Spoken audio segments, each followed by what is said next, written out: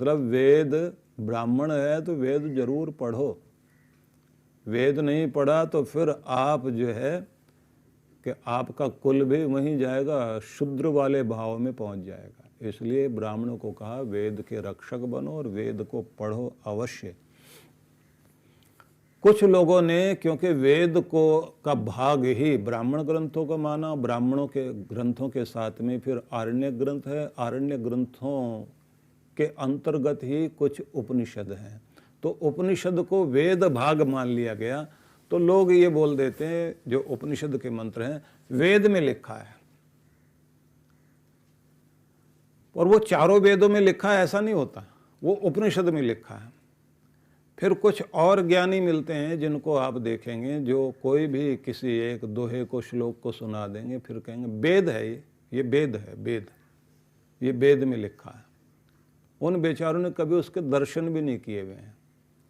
और फिर कभी कभी ऐसे भी होता है, जैसे मेरा ड्राइवर था, उसका नाम ही चतुर्वेदी था, तो मैंने उससे पूछा, मैंने कहा चारों वेद के कारण तुम्हारा नाम चतुर्वेदी है, कभी देखा है वेद? बोले नहीं साहब, सुना है कि कोई वेद भी होता है।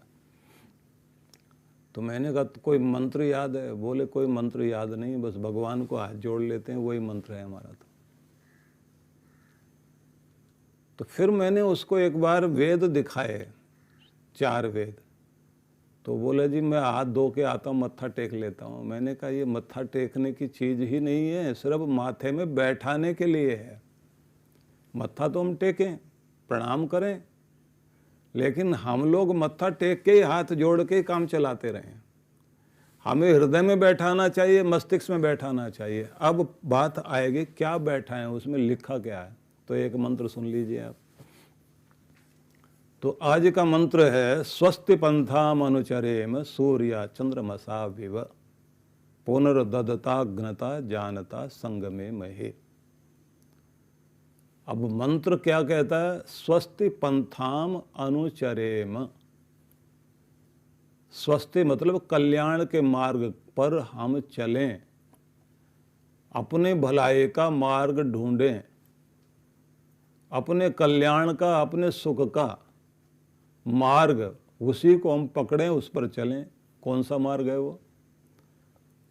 लिखा है सूर्य चंद्रमसा विव। जैसे सूरज का मार्ग, जैसे चंद्रमा का मार्ग, कि सूरज जैसे अपने मार्ग पर चल रहा है, इसी प्रकार से कल्याण के मार्ग पर तुम भी जिंदगी भर चलते चले जाओ, या हमें उस मार्ग पर चलना चाहिए। प्रश्न आया सूरज कौन से मार्ग पर चलता है? जो कल्याण का मार्ग है। तो कहा है कि जिसके कारण ये पूरी सृष्टि सूरज से जुड़ी हुई है। सूर्य आत्मा जगतस्थस्तु, सारे जगत का जो आत्मा बनकर कार्य कर रहा है, मतलब जो जीवन देने की शक्ति बना हुआ है, वो है सूर्य। तो तुम भी जिंदगी बन सको, तुम भी जीवन का आधार बन सको। सूरज के इर्द गिर्द ही सारे ग्रह नक्षत्र घूम रहे हैं, पृथ्वी चक्कर लगा रही है, पृथ्वी का चक्कर जो है चंद्रमा लगा रहा है। तो तुम इतने महत्वपूर्ण बनो, दुनिया तुम्हारे चक्कर लगाए, तुम्हें किसी का चक्कर लगाने की जरूरत नहीं है। तुम्हारे कल्याण का मार्ग ये है। अब आप सोचिए कैसा मंत्र है। सारी दुनिया का चक्कर लगाते लगाते इसके इर्द गिर्द घूम रहे, कभी उसकी परिक्रमा कर रहे हैं। भाई साहब कुछ देना, आप ही माई बाप, आप ही दाता, आप ही सब कुछ हो, हमारा तो भला आप ही कर सकते हैं। ऐसे चक्कर काटते घूमते हैं ना लोग। कि बनो तो ऐसा बनो कि सारी दुनिया में लोग तुम्हारा चक्कर लगाएं, तुम्हें किसी के चक्कर नहीं लगाने पड़े। और ये तब हो सकता है कि अपनी धुरी पर घूमने वाले बन जाओ। सूरज की 4 विशेषताएं हैं जो बड़ी अद्भुत हैं। एक तो जब भी निकलता है तो मुस्कुराता हुआ आता है, और मुस्कुराता हुआ आता ही नहीं है, मुस्कुराहट देता है, सारे फूल खिला देता है। मुस्कुराओ खुद भी और दूसरों को भी खिला दो, ये है संदेश। कि जागो, तुम्हारा आना, सूरज आया है, खुद जागा है, दुनिया को जगा दिया, खुद रोशन हुआ है और पूरी दुनिया को रास्ता दिखा दिया। सारे रास्ते खोए पड़े थे, और जैसे सूरज की किरणें उठी तो कितने सैकड़ों रास्ते एक साथ दिखाई देने लग गए। इसलिए ये शतपथ ब्राह्मण जो है ना, जिसमें कहा गया है कि मैं वो तुम्हें ज्ञान देता हूँ जिसमें तुम्हारे लिए सैकड़ों रास्ते खुल जाते हैं। शतपथ। सूरज तो 1000 रास्ते खोलता है आपके लिए। खुद मुस्कराता हुआ आता है और सबसे पहले प्रकृति को मुस्कुराहट देता है, सारे फूल खिल जाते हैं, कलियां मुस्कुराने लग जाती हैं और फूल खिलने लग जाते हैं। झील में खिला हुआ कोई कमल पूरी झील की शोभा बन जाता है। सूरज आया है तो सारे कमल खिल रहे हैं सूरज को देखकर, सारे फूल खिल रहे हैं, पेड़ पौधे भी अपने पत्ते तान कर उधर की तरफ देख रहे हैं क्योंकि वही ऊर्जा दे रहा है सबको। और अब तो सोलर एनर्जी से सारे काम हो रहे हैं। तो सूर्य तुम्हारे लिए ऊर्जा का केंद्र बन जाए तो तुम भी किसी के लिए ऊर्जा का केंद्र बन जाओ। ऐसे नहीं कि तुम्हारे मिलते ही किसी की रही से ही ऊर्जा भी चली जाए। तो कुछ लोग होते हैं ना, दुष्ट लोगों का ढंग होता है कि वो मिलेंगे तो रुलाएंगे जरूर। वैसे तो कहा गया दुर्जन की करुणा बुरी, भलो सज्जन का त्रास, सूरज जब गर्मी करे तब बरसन की आस। दुर्जन आदमी तो दया भी करे तो उसकी दया भी बहुत खतरनाक होती है।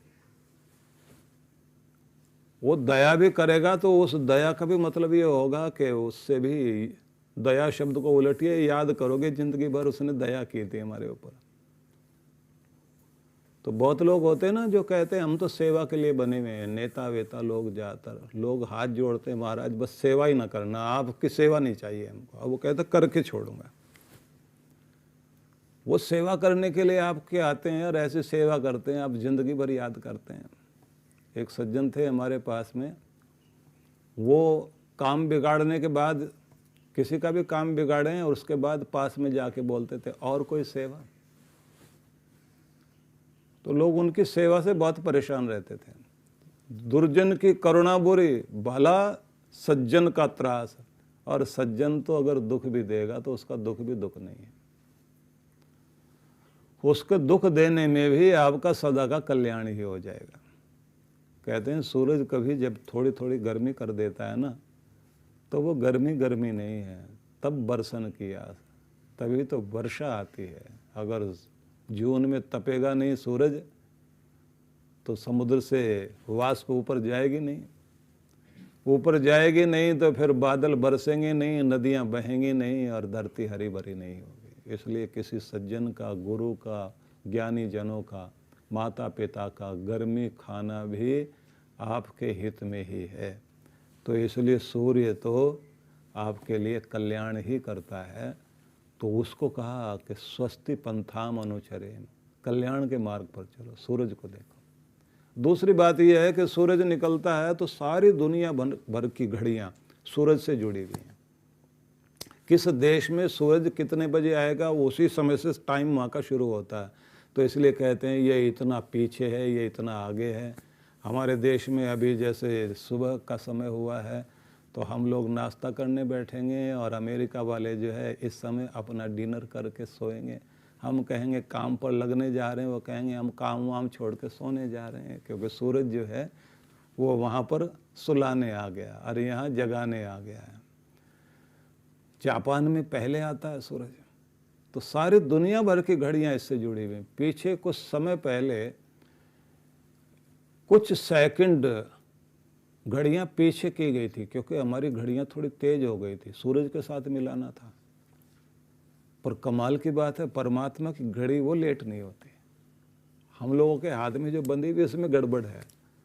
हमारे हाथ में घड़ी जो बंधी हुई है हमारे शुभ के लिए, शुभ घड़ी बनी रहे, लेकिन हमारी घड़ी शुभ होती नहीं है। हम तो अपनी घड़ी खुद ही खराब करते रहते हैं। पूरी दुनिया भर के लिए आप समझ लीजिए कि सूर्य ही प्रकाश का एक मापक यंत्र बना हुआ है। दुनिया का काल चक्र यही है। तो होना ये चाहिए कि तुम्हें देखकर लोग घड़ियाँ मिलाएं कि टाइम हो गया, हमारी घड़ी पीछे हो सकती है। ये आदमी टाइम के साथ चलता है और जिसको समय पकड़ना आ गया तो समझ लीजिए समय के रथ पर सवार होकर वो दुनिया में हमेशा याद किया जाएगा। और जो समय की प्रतीक्षा किया करता है तो ये ध्यान रख लीजिए वो अपनी ज़िंदगी में कभी कुछ नहीं बनता। कल्याण का मार्ग क्या है कि यही है, सूरज को देख करके चलो। ये मंत्र हैं आपके। सामान्य से मंत्र लगते हैं, लेकिन इतनी बड़ी अद्भुत शिक्षा है।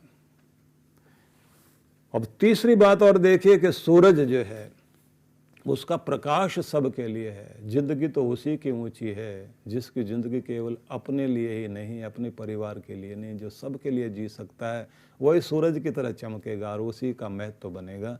इसलिए दुनिया में सबसे ज़्यादा महत्वपूर्ण कीमती अगर कोई है तो सूर्य है। और दुनिया भर में जितने नाम जो हैं सूरज को लेकर रखे गए, इतने तो किसी चीज़ को लेकर रखे ही नहीं गए। सूरज और चांद इन दोनों के नाम हैं। सूर्य का नाम को लेकर के सारे सन्नी हैं, सन्नी बॉय बने हुए हैं सभी लोग। तो ये सन सबके साथ, ये रवि है, ये सूर्य है, ये अंशुमान है, ये आदित्य है, ये दिनकर है, ये सारे नाम सूरज से जुड़े हुए हैं। और फिर उर्दू में लेकर चलिए आप, इंग्लिश में, फ्रेंच में, सब में लेकर चलेंगे, सूरज से जुड़े हुए नाम बहुत सारे हैं।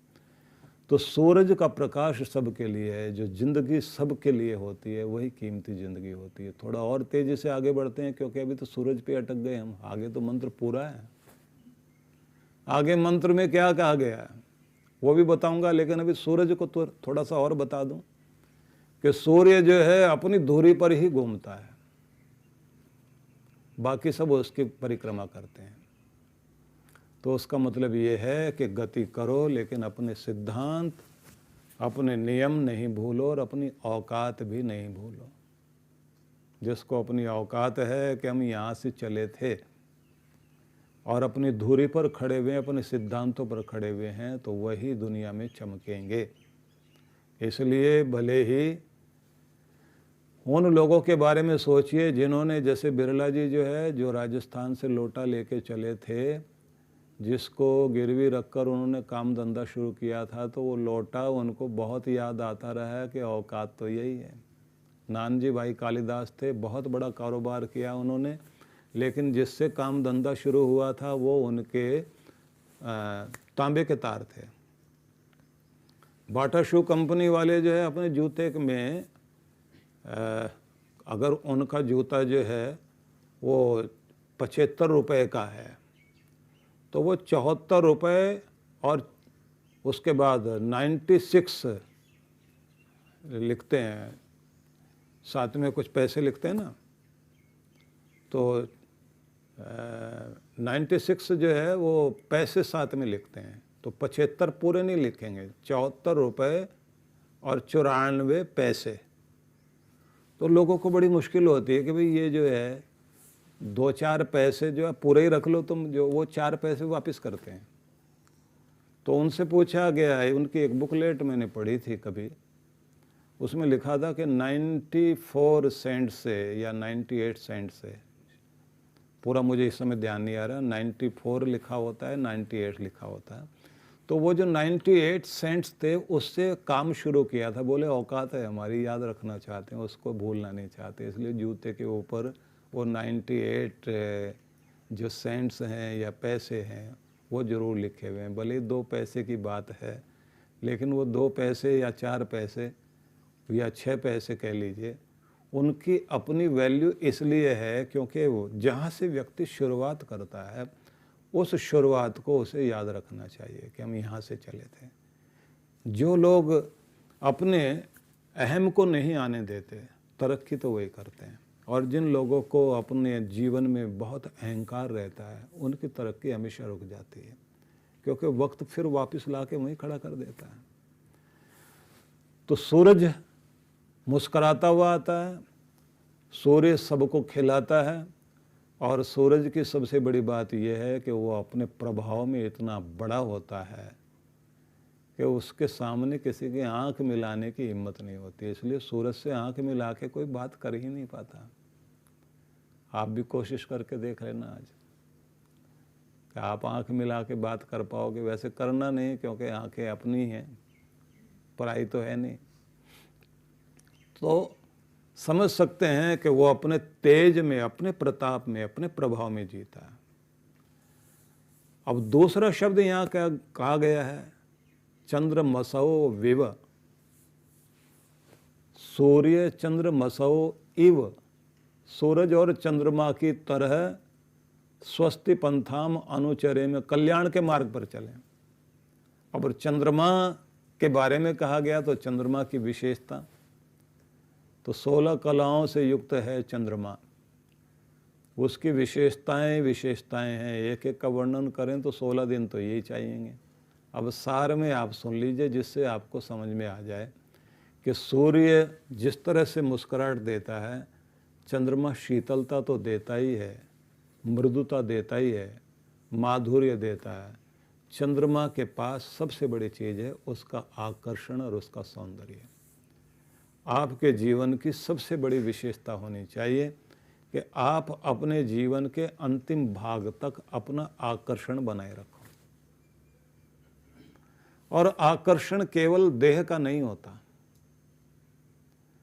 आपके पहनने का, आपका सजने संवरने का अपना आकर्षण हो सकता है, लेकिन उससे ज़्यादा आपके व्यवहार का और आपकी वाणी का आकर्षण और आपके गुणों का आकर्षण बहुत बड़ा होता है। आपकी ऊंचाई का आकर्षण मतलब आपके अंदर जो गुण गरिमा है वो बहुत बड़ा आकर्षण है। और उस अट्रैक्शन में पूरी दुनिया बंध सकती है। दुनिया पूछती उसी को है जिस आदमी में कोई गुण होता है। इसलिए आकर्षण का केंद्र बने। चंद्रमा की कला है मुदा प्रसन्नता, हंसे भी हंसाए भी मुस्कुराहट भी दे। और चंद्रमा की कला है हृदय, दिल को अच्छा लगता है, दिल को भाता है। और सूरदास ने तो जो अपने भजन लिखे हैं उनके छंदों में ये भी तो आता है ना, जब वो अपनी माँ से कृष्ण भगवान का वर्णन करते हैं कि कन्हैया जो है वो माँ से कहते हैं मुझे चांद का खिलौना चाहिए, कि माँ मुझे चंद्रमा का खिलौना दो, मैं इससे खेलूँगा। अब माँ बेचारी मुश्किल में पड़ गई। उसका कान्हा जो है वो कहता है ये खिलौना लेकर आओ जो ऊपर है, नीचे वाला नहीं चाहिए। अब माँ भी चालाक है, वो भी जानती है कैसे बहकाना है, तो वो थाली में पानी भर के लाती है और उसके बाद उसमें उसको दिखाती है, देख इसमें चांद है। अब वो पकड़ में आता नहीं तो बच्चा रूठ जाता है। बड़ा अद्भुत है कि आदमी को तो आकर्षण लगता है चंद्रमा का, बच्चों को भी लगता है। और सोचिए कि समुद्र को कितना लगता है। समुद्र का जो ज्वार उठता है, वैसे दिन में 3 या 4 बार जो है ज्वार और भाटा दोनों आते हैं, सुबह शाम तो ज़्यादा ही आते हैं। और जिस दिन जो है वो पूर्णिमा होती है उस दिन तो इतना उछलता है पानी ऊपर की तरफ। कमाल की बात ये 72% पानी आपके भी शरीर में है। और आप भी चंद्रमा की कलाओं के अनुसार आपके मूड बनते और बिगड़ते हैं। तो कहते हैं कि तुम्हारे ऊपर दूसरों के मूड निर्भर करने लग जाएं तो इसका मतलब है कि तुम्हारे अंदर आकर्षण है। लोग तुम्हारे मूड को देखें कि ये खुश है तो हम भी खुश हैं, ये खुश नहीं है तो हमारा भी मामला गड़बड़ी है। तो मतलब ये है कि दूसरों का आधार बन जाए और आकर्षण का केंद्र बन जाए तो पता लगता है कि तुम कुछ महत्वपूर्ण हो। और जैसे चंद्रमा की कलाओं में एक कला ज्योत्सना भी है, वो अपनी चांदनी से पूरी धरती को कलई कर देता है। जैसे वो बर्तनों पर कलई होती थी ना, उनको जो है चांदी जैसा रंग मिल जाता है। तो ये चांद आता है, सूरज तो जैसी जैसी चीज़ें होती हैं ना वैसी दिखाता है। चंद्रमा क्या करता है, कलई कर देता है, अपनी चांदनी बिखेर करके सारी चीज़ों का रूप ही बदल देता है। अब रात्रि में आप देखें जब चांद खिला हुआ होता है तो चीज़ें कुछ अलग दिखाई देते हैं। कहते तुम्हारे अपने प्रेम का प्रभाव ऐसा होना चाहिए कि तुम्हारे दिखाए हुए और तुम्हारे सजाए हुए रूप में संसार के लोग देखने वाले बन जाएं। मतलब तुम दुनिया का रंग ही बदल दो। कोई काम करने लग जाओ तो तुम्हारा अपना ढंग ऐसा हो कि वो आकर्षण का केंद्र बन जाए, चीज़ें अच्छी लगने लग जाएं कि इनका बनाना, इनका करना कितना अच्छा है। और इससे भी ज़्यादा बड़ी बात एक और बताता हूँ आपको। चंद्रमा में शीतलता है, सूरज की गर्मी तो प्रसिद्ध है ही है, चंद्रमा जो है रस देता है फलों में, और साथ में जो है वो शीतलता देता है। तो किसी एक कवि ने चंद्रमा से पूछ लिया कि तुम्हारे पास जो प्रकाश है तुम्हारा अपना नहीं है, ये तो है तो सूरज का है, क्योंकि रिफ्लेक्ट होकर के चंद्रमा से धरती पर प्रकाश आता है, जो चंद्रमा से प्रकाश मिलता है, चंद्रमा के पास खुद का नहीं है। तो चंद्रमा से कहा कि है तो प्रकाश सूरज का, पर तुमसे होकर आता है तो ठंडा लगता है, तो ऐसा क्यों? तो कवियों की अपनी कल्पना है, तो वो कहते हैं कि चंद्रमा ने ये जवाब दिया कि देखिए सूरज के पास तो अपना खुद का प्रकाश है, तो तमतमा के देता है, मेरे पास अपना तो है नहीं, दूसरे का दिया हुआ है तो अकड़ के क्यों देना है, तो नरम होके देता हूँ तो वो ठंडा हो जाता है, इसलिए मेरे पास जो प्रकाश है वो ठंडा होकर लोगों को मिलता है, क्योंकि मैं झुक कर दे रहा हूँ। तो कहा जाता है, चंद्रमा ये समझाता है कि तुम्हारे पास भी जो कुछ है वो तुम्हारा नहीं है, दिया हुआ भगवान का है, इसलिए जब उसके दिए हुए को आगे देना हो ना, अकड़ के मत देना, तो वो फिर तुम्हारी ज़िंदगी में शीतलता देगा। तो इसे कहा गया है सूर्य चंद्रमसा विव स्वस्ति पंथाम अनुचरेम। हम सूरज और चंद्रमा की तरह से कल्याणकारी मार्ग पर चलें। फिर अगला मंत्र तो पूरा ही सुनाना है और आगे टाइम है नहीं। पुनर्ददता अग्नता जानता संग में मही।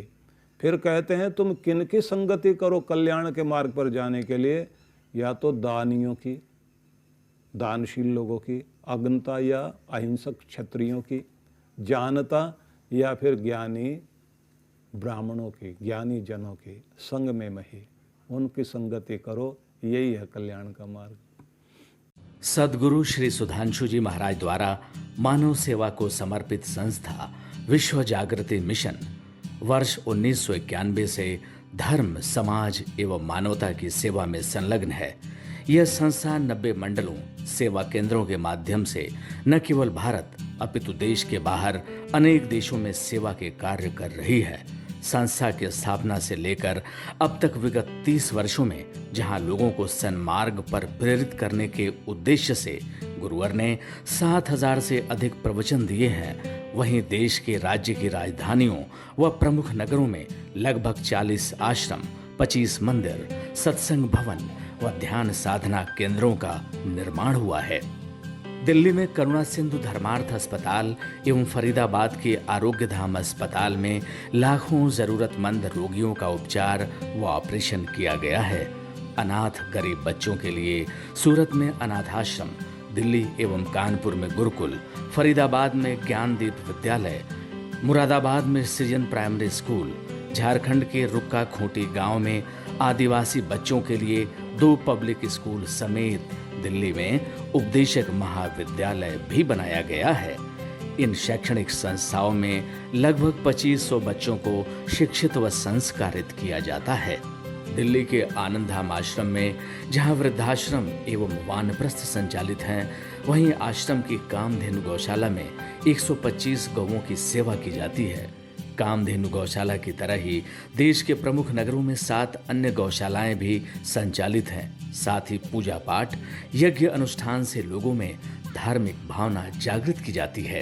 ओम अग्नये सप्तजिह्वाय स्वाहा, ओम अग्नये हव्यवाहनाय स्वाहा, ओम अग्नये शोधनजाताय स्वाहा। गरीब जरूरतमंद महिलाओं को सक्षम बनाने के लिए जहां कई तरह के प्रशिक्षण दिए जाते हैं, वहीं गरीब कन्याओं के विवाह में सहयोग भी किया जाता है।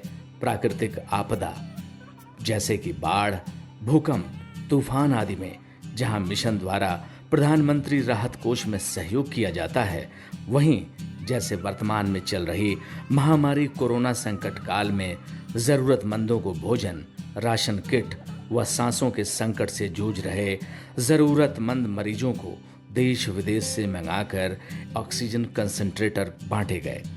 मानव सेवा को ईश्वर भक्ति मानते हुए सेवा परमो धर्म के भाव से विश्व जागृति मिशन के सेवा कार्य निरंतर जारी हैं। आइए मिशन के सेवा पथ पर बढ़ते कदमों में कदम से कदम मिलाकर चलें और मानवता की सेवा में दान सहयोग कर पुण्य के भागीदार बनें।